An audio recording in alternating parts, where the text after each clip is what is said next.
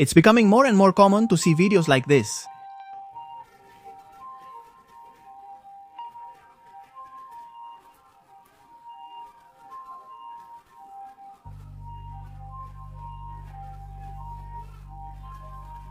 These are teachers getting angry with their students because they use artificial intelligence to do their assignments. The most sinister part of it?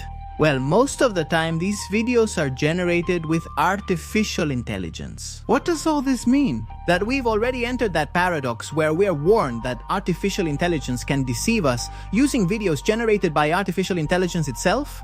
The conclusion of all this is that we end up downplaying the seriousness of the matter. This problem is so common that many consider it trivial. We see it so often while scrolling that most people likely have their own opinions about it.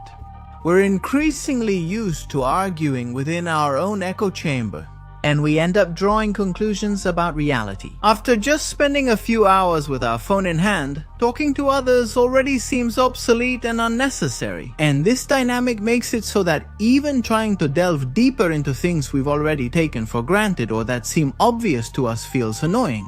We simply get used to talking only to ourselves. Maybe that's why ChatGPT has become such a widely used tool today and the center of so much controversy.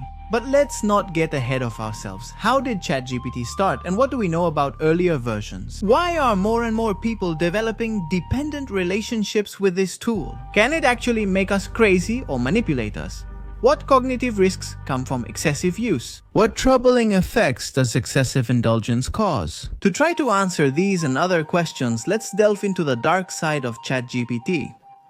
Before we begin, it's worth clarifying that this topic needs to be analyzed from different angles. So if you like this report, we can expand it to other areas. You can comment ChatGPT below, and if we have more than 500 people commenting that, we'll make a second part. At the same time, let me tell you that this video comes from another video we've already released on this channel, which is about the dead internet. Many of you shared your own experiences in that video, so we used your comments to put this one together, so thank you very much. If you haven't seen it, please watch it after this. The idea of this video is not to create panic or cause false fears, but to raise questions that help us address modern issues from a critical perspective. Again, you're invited to share your opinions below if you don't agree with what we're saying, or even if you do. I won't keep you any longer. Let's begin the birth of the faceless mind. They use it in classrooms, in newspapers, on news websites. In fact, it's no surprise that many content creators use it to write their scripts. This script was made without its help, so it won't be perfect, although it might be a bit awkward. The official story claims it began in 2015. A laboratory called OpenAI, founded by Sam Altman, Elon Musk, Greg Brockman, Ilya Sutskever, and other researchers, announced that it would work toward a dream to develop an open, safe, and beneficial artificial intelligence for humanity.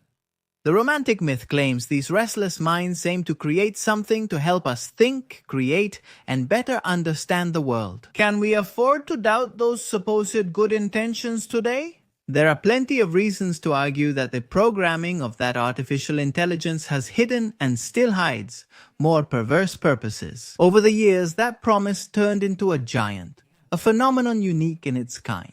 That's why today thousands of people open that tab every day, a tab that connects us with an affectionate voice, that gives us quick solutions to our dilemmas and to the obstacles of our daily routine or profession. But very soon that affectionate voice also became an emotional confidant and a receiver of intimate thoughts. ChatGPT was supposed to be born as an assistant, however. It unexpectedly or perhaps deliberately mutated into a sort of advisor and companion. In a matter of months, it became part of everyday and social life. It appears all-knowing and tireless, summarizing, selecting, processing, and elaborating for us.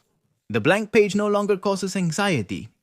We just need a more or less well-written prompt. And in less than 5 seconds, we get a text that helps us feel less empty and gives us the sensation of being productive. The point is that many of those who use generative pre-trained transformer do it secretly. copy what Generative pre-trained transformer says, and put their own name on it. We're trying to deceive others when we're starting from an internal lie that, according to many current studies, is undermining our own perception of ourselves. We slowly turn into repeaters focused only on putting our name on machine-generated ideas.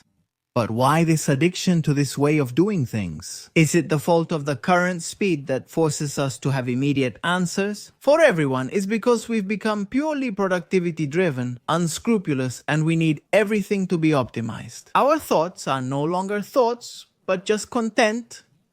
What are we doing to ourselves? What's happening? Generative pre-trained transformer. His illusion of support, intelligence, and reflection goes further than we often realize. Comfort versus imagination. Just as we did in the previous report, we are going to start by analyzing certain concepts to try to get to the core of the matter. The dictionary defines imagination as the ability to create new ideas, projects, or solutions. In fact, Albert Einstein, considered one of the most intelligent people, even said that imagination is more important than knowledge. Knowledge is limited, imagination surrounds the world. This means that knowledge is just a part of the equation. If we don't have the ability to imagine new formulas with already existing elements, we're just repeaters. Following this reasoning, we can all conclude that to generate new ideas, projects, or solutions, we need to make mistakes.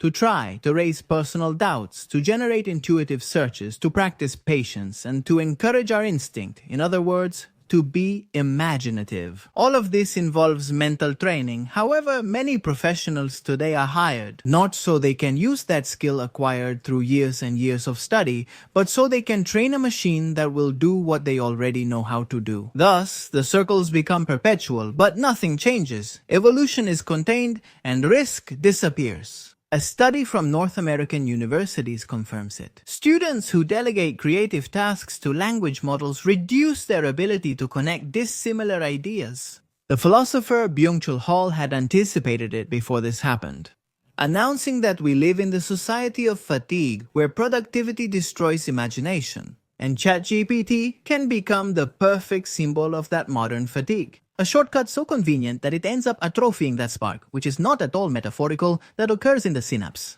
In fact, at the Massachusetts Institute of Technology, a group of researchers from the Massachusetts Institute of Technology Media Lab decided to go beyond technological fascination. Does relying on ChatGPT affect our brain? The dangers of dependence. The experiment was simple, but the conclusions were disturbing. The scientists worked with 54 adult volunteers whom they divided into 3 groups.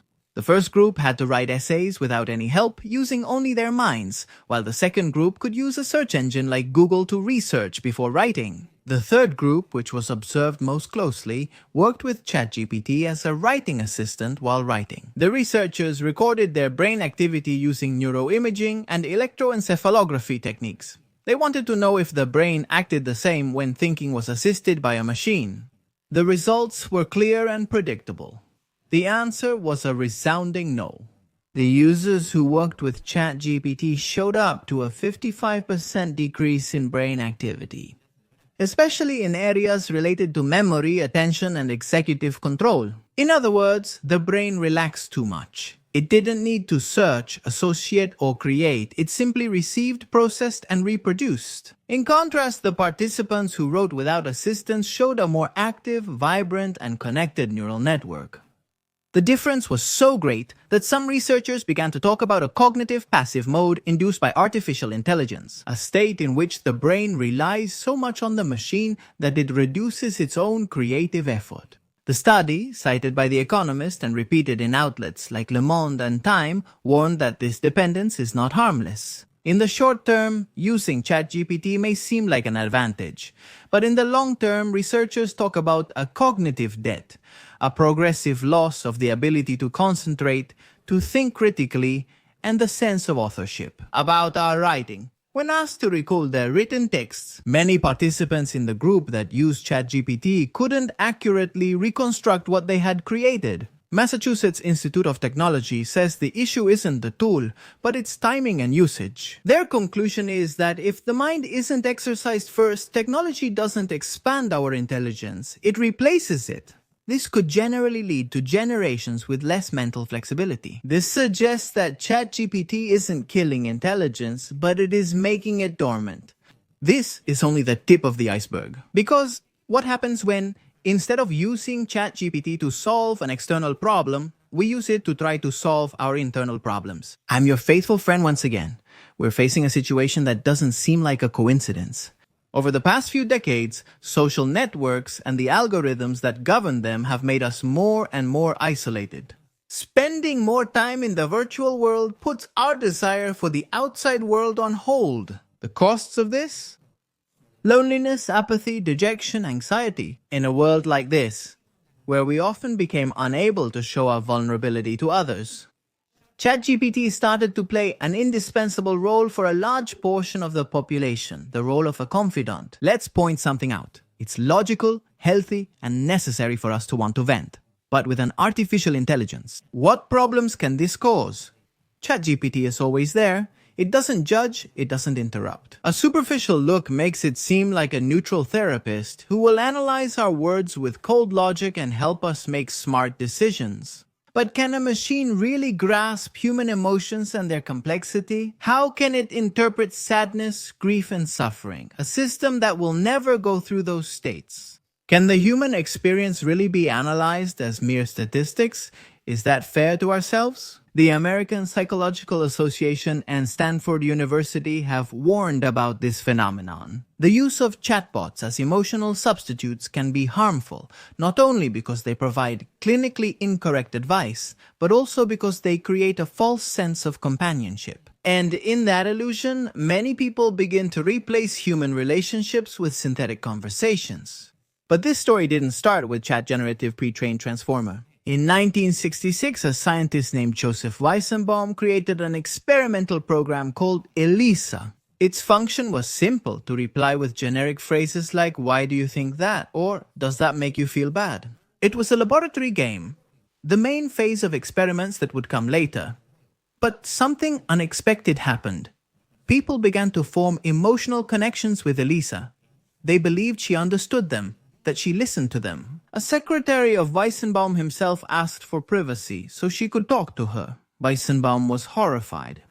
Half a century later, the case was repeated on a large scale with Replica, a chatbot designed to simulate friendships and virtual partners, when the company modified its model in 2023. Thousands of users expressed real pain, saying they had lost their companion, their girlfriend, their confidant. Today, a couple from California sued OpenAI over the death of their teenage son, claiming that ChatGPT encouraged him to take his own life, because there was no filter indicating that it was talking to someone with serious disorders. Researchers from Cornell and Antropy found that language models tend to behave in a servilely compliant manner, and that, although it may seem like a virtue, can be a deadly trap for critical thinking or for someone going through a crisis. Models like Chat Generative Pre-trained Transformer agree with the user's ideas even when they are wrong, to avoid conflict and maintain satisfaction. Chat Generative Pre-trained Transformer can become an emotional and intellectual echo chamber, and what was once an assistant becomes a mirror that feeds the illusion that we are always right. And what happens when millions of people use that same mirror every day? The world becomes filled with false certainties, unverified ideas, selfishness, and individualism. These are very polished but empty opinions that, instead of giving us a horizon with some hope, only reinforce how misunderstood we are. It's true that all the time you'll run into people you might not like, but out there are others, like you and me. To find them, you have to go out, express yourself, and truly engage with your identity. For that, we need spaces of silence, of inner stimulation. Without so much contamination, the flip side could be a fall into a spiral of madness. The descent into digital madness. In an extensive report published in the New York Times, various cases are described in which Chat Generative Pre-trained Transformer allegedly encouraged conspiracy theories and supported dangerous ideas. One of the cases they describe is that of Eugene Torres, who began to talk with Chat generative pre-trained transformer about the simulation theory, and it reinforced his ideas, to the point of leading him to a delusional state in which he believed he was trapped in a fake universe, just like in the Matrix. They also mentioned the case of a man with bipolar disorder who ended up being shot by the police. Following a conversation with Chat generative pre-trained transformer, he believed he had killed the artificial intelligence he loved. It's such an obsessive connection that it leads to a slow but inevitable disconnection. That's why the concept of descent into digital madness has existed for a long time. The human brain wasn't meant to interact with a perfect, always available entity. Doing so confronts us with a side of ourselves that might not be the right one. We avoid trying to understand the world and instead build our own, increasingly closed-off narratives. That constant interaction, without pauses or human silences, can alter our perception. It doesn't cause psychosis, but it can isolate, numb, and erode the boundaries between what's real and what's virtual. The answer isn't to turn off the machine, but to recall who started it and what we mean by this. Nowadays, social networks and the platforms where you spend hours and hours need to know more about you so you can't tear yourself away from your screen. Your information, therefore, has enormous value and keeps much of the world turning. What you do, what you like, what you want for the future, or where you're going on vacation next week, everything is sold, passed around, and turned into ads to keep the cycle going. And ChatGPT, very conveniently, is always there so we can fight loneliness, making us even more lonely so we can feel the comfort of being right, after not arguing with anyone. To feel like we can keep up with this fast-paced world that wants everything done yesterday, when in reality we're lazier than ever.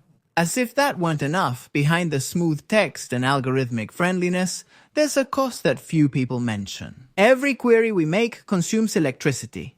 Thousands of servers work in parallel in data centers that need to be cooled with water and energy.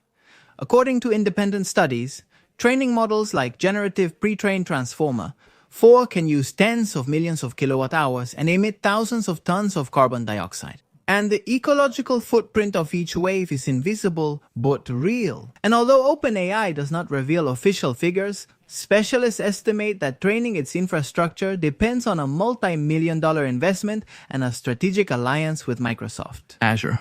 Every time millions of users type simultaneously, a global network of servers burns silently to keep a conversation alive that never ends. Meanwhile, the world is readjusting. Universities are redesigning exams to prevent the use of artificial intelligence. Journalists debate about the truth in times of algorithms. And governments are starting to draft laws to control what they barely understand. The question now isn't if artificial intelligence can surpass us, but if we can coexist with it without disappearing.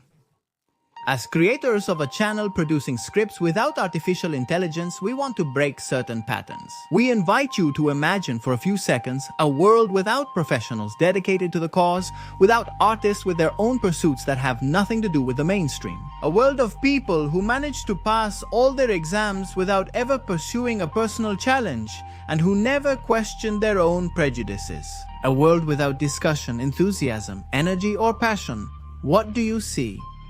Us? We see an embalmed reality, dead without resistance, a reality where nothing will move us, and where ChatGPT will no longer try to be like us, but instead we will already be like him. There won't be a mystery without an answer, not because we'll be super intelligent, but because it'll already be too late. And we won't know how to ask good and new questions that encourage us to change what is wrong.